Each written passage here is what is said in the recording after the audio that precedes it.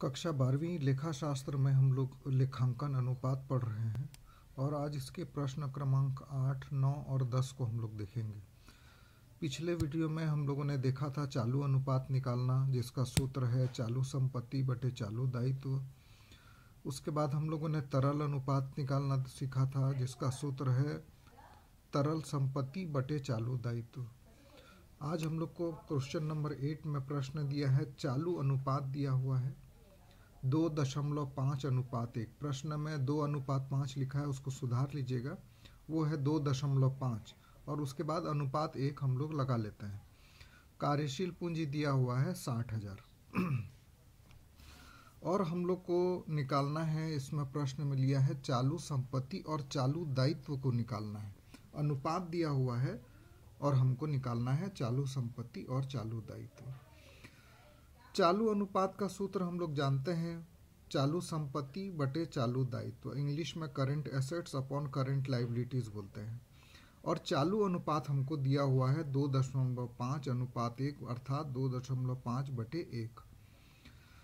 और चालू संपत्ति और चालू दायित्व को हमको निकालना है, तो हम लोगों ने चालू अनुपात की जगह 2.5/1 लिख दिया है।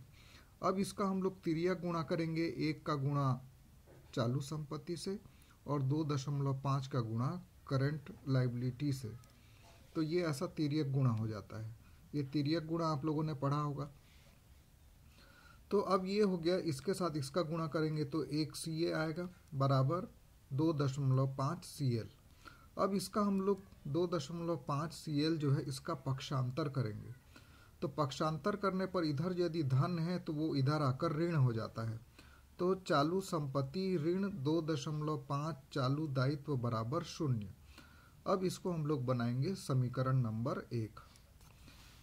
चूंकि हम लोग को कार्यशील पूंजी भी दिया हुआ है और कार्यशील पूंजी निकालने का सूत्र हम लोग जानते हैं, पढ़ चुके हैं कि चालू संपत्ति ऋण चालू दायित्व बराबर कार्यशील पूंजी, वर्किंग कैपिटल।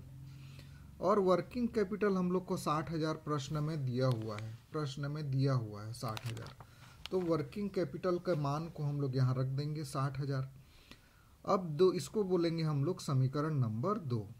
अब 2 में से समीकरण नंबर 1 को हम लोग घटाएंगे, समीकरण नंबर 1 को नीचे में लिख देंगे और जब घटाते हैं तो जो चिन्ह है वो बदल जाते हैं, धन का ऋण हो जाता है, ऋण का धन हो जाएगा और धन का ऋण हो जाएगा।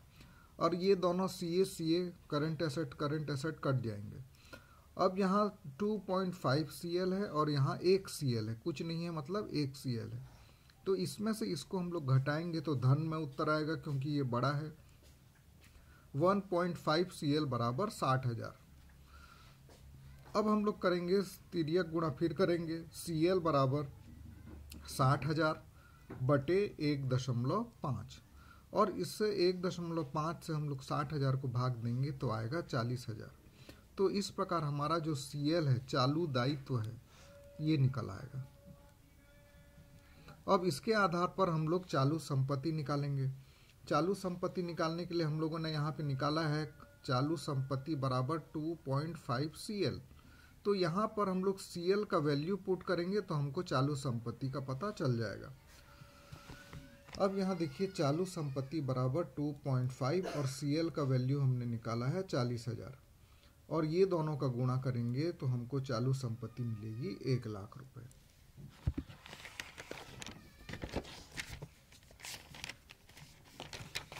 प्रश्न 9 देखेंगे। अब हम लोग को दिया हुआ है चालू अनुपात दिया हुआ है, ठीक पिछले प्रश्न की जैसे। इसमें एक तरल अनुपात भी दिया हुआ है और स्टॉक भी दिया हुआ है। अब हमको चालू संपत्ति और चालू दायित्व निकालना है। तो चालू संपत्ति और चालू दायित्व निकालने के लिए यहाँ पे हमको प्रश्न में लिखा है चालू संपत्ति और चालू दायित्व ज्ञात कीजिए। तो इसको हम लोग निकालेंगे ठीक पिछले विधि के जैसे। चालू अनुपात का सूत्र होता है current assets upon current liabilities. चालू अनुपात हमको प्रश्न में दिया है 4/1, तो इसको हम लोग पुट करेंगे और उसके बाद हम लोग तिर्यक गुणा करेंगे, तो करंट एसेट्स बराबर 4 CL हो जाएगा। और इसको हम लोग ट्रांसफर कर देंगे, पक्षांतर करेंगे तो current assets -4 CL is equal to 0। ये हमारा इक्वेशन नंबर 1 हो जाएगा, या हम इसको Ca बराबर 4Cl बोल सकते हैं, जो ऊपर में हमने लिखा है। अब जो दूसरा हमको चीज दिया हुआ है वो है तरल अनुपात। अब तरल अनुपात का सूत्र होता है क्विक एसेट्स, तरल संपत्ति, क्विक एसेट्स को बोलते हैं तरल संपत्ति बटे चालू दायित्व, और ये हमको दिया हुआ है 2.5:1, तो 2.5 बटे 1 बराबर quick assets upon current liabilities. अब इसको हम लोग फिर से मल्टीप्लाई करके ट्रांसफर करेंगे तो ये क्विक एसेट्स इंटू 1 हो जाएगा, माइनस 2.5 CL हो जाएगा। इसको मैंने थोड़ा शॉर्टकट में बना दिया था, ये देखिए पहले होगा इसका quick assets into 1 is equal to 2.5 CL, तो क्विक एसेट्स माइनस ये इधर आ जाएगा 2.5 CL इज इक्वल टू 0, तो ये बन जाएगा। अब हमको मालूम है क्विक एसेट्स का क्या फार्मूला होता है, चालू तरल संपत्ति निकालने का फार्मूला होता है चालू संपत्ति में जब हम लोग स्टॉक को घटाते हैं तो वो तरल संपत्ति बनती है। तो हमारे पास स्टॉक दिया हुआ है, तो क्विक एसेट्स की जगह हम लोग लिख सकते हैं चालू संपत्ति ऋण स्टॉक ऋण 2.5 CL इज इक्वल टू 0। अब इसको हम लोग सॉल्व करेंगे तो CA और ये जो माइनस 22,500 है इधर ट्रांसफर होके ये धन में आ जाएगा, करंट एसेट्स माइनस 2.5 CL, और ये इधर पक्षांतर कर देंगे तो ये हो जाएगा 22,500। ये समीकरण नंबर 2 बन जाएगा। अब इसमें से समीकरण नंबर 1 जो हम लोगों ने यहाँ निकाला था उसको घटा देंगे तो आएगा 1.5 CL इज इक्वल टू 22,500। अब करंट लायबिलिटीज के लिए क्या करेंगे, 22,500 और इसको तिर्यक गुणा कर देंगे 1.5, तो ये आ जाएगा हमारा 15,000 रुपया, हमारा चालू दायित्व आ जाएगा।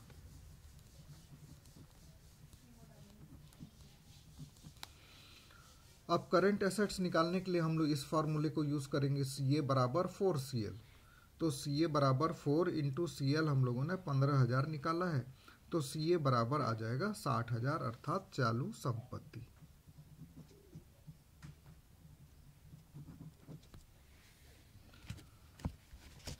अब आते हैं प्रश्न नंबर 10 में। यहाँ पर हमको दिया है चालू अनुपात 3.5:1, इसको भी प्रश्न में आप लोग सुधार लीजिएगा, और कार्यशील पूंजी है 9 लाख। अब हम लोग को करंट लायबिलिटीज निकालना है और करंट एसेट्स निकालना है, तो हम लोग चालू अनुपात का सूत्र जानते हैं, current assets upon current liabilities, और जो चीज़ दिया हुआ है हम लोग यहाँ पर लिख लेंगे 3.5/1। अब इसका हम लोग तिर्यक गुणा करेंगे, इसका इसके साथ और इसका इसके साथ, तो आएगा करंट एसेट्स बराबर 3.5 CL करंट लायबिलिटीज, और इसको जब हम लोग ट्रांसफर करेंगे तो current assets minus 3.5 CL is equal to 0। इसको हम लोग इक्वेशन नंबर 1 मानेंगे। अब चूंकि 8वें सवाल के जैसे कार्यशील पूंजी दिया हुआ है तो उसके सूत्र का हम लोग इस्तेमाल करेंगे।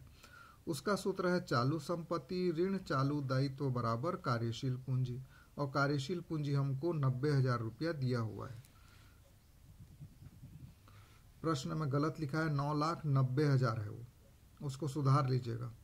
और इसमें से समीकरण नंबर 1 को हम लोग घटाएंगे तो आएगा 2.5 CL इज इक्वल टू 90,000। अब CL बराबर 2.5 नीचे आ जाएगा और भाग देंगे तो आएगा 36,000, तो ये हमारा करंट लायबिलिटीज या चालू दायित्व निकल गया। अब ये निकलने के बाद चालू संपत्ति निकालना बहुत आसान हो जाता है। इस सूत्र को ध्यान दीजिए, करंट एसेट्स बराबर 3.5 CL, इसमें हम लोग CL के वैल्यू को पुट करेंगे, ये 36,000 जो निकाले हैं, तो हमको चालू संपत्ति 1,26,000 रुपया मिलेगा। तो इस प्रकार इसको, ये सवाल जो है वो बहुत प्रैक्टिस के बाद बनते हैं, इसको 2 बार 3 बार प्रैक्टिस करना चाहिए, सभी सूत्रों को याद करना चाहिए, और जो चीज़ें हमको दी हुई हैं उन्हीं के सूत्रों का हम लोग को इस्तेमाल करके इन प्रश्नों को बनाना चाहिए।